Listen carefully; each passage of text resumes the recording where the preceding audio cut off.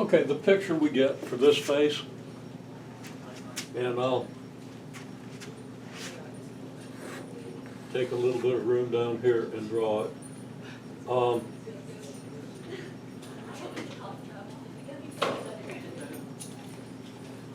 I won't say whether the actual graph goes up or down, but we're going to have delta x here and 2 square root of xy here, because this segment is part of the face and it goes with the point xy, right? And this segment is part of the face, and this is a delta x here, so we have 2 square root of x plus delta x y.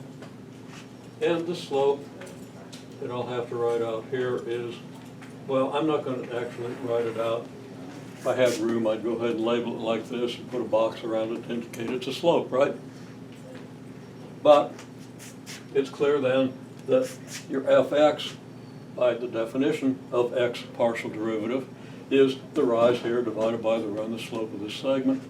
And of course the limit of that as delta x goes to 0. So it's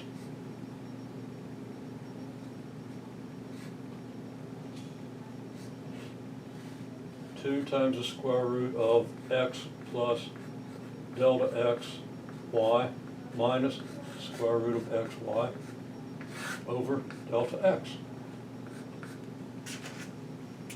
Simple enough. Okay, so now let's go ahead and evaluate this limit. So let's do this now. Limit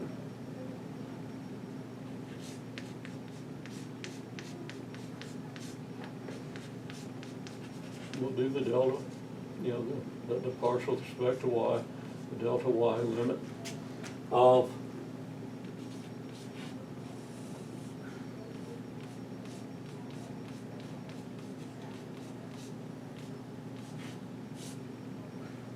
and I'm leaving out my 2 on the square root of xy.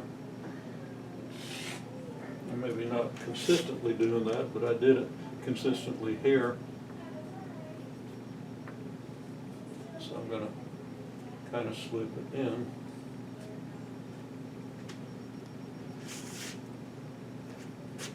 So there's the expression. So what's the first step of simplification? Anybody want to take a stab at it?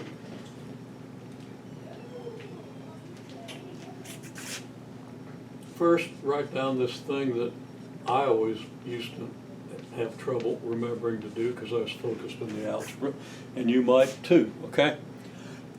So, how are we going to simplify this?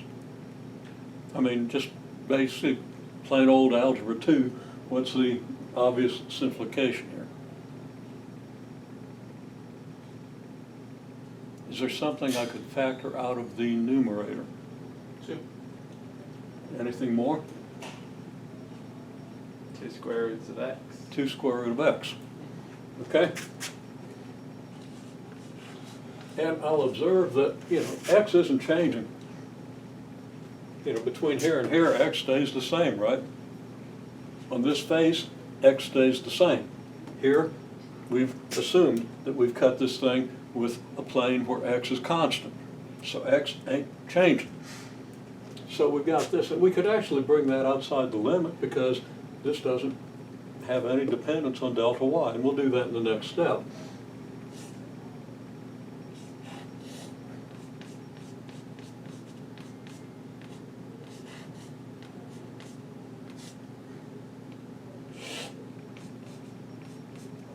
Okay?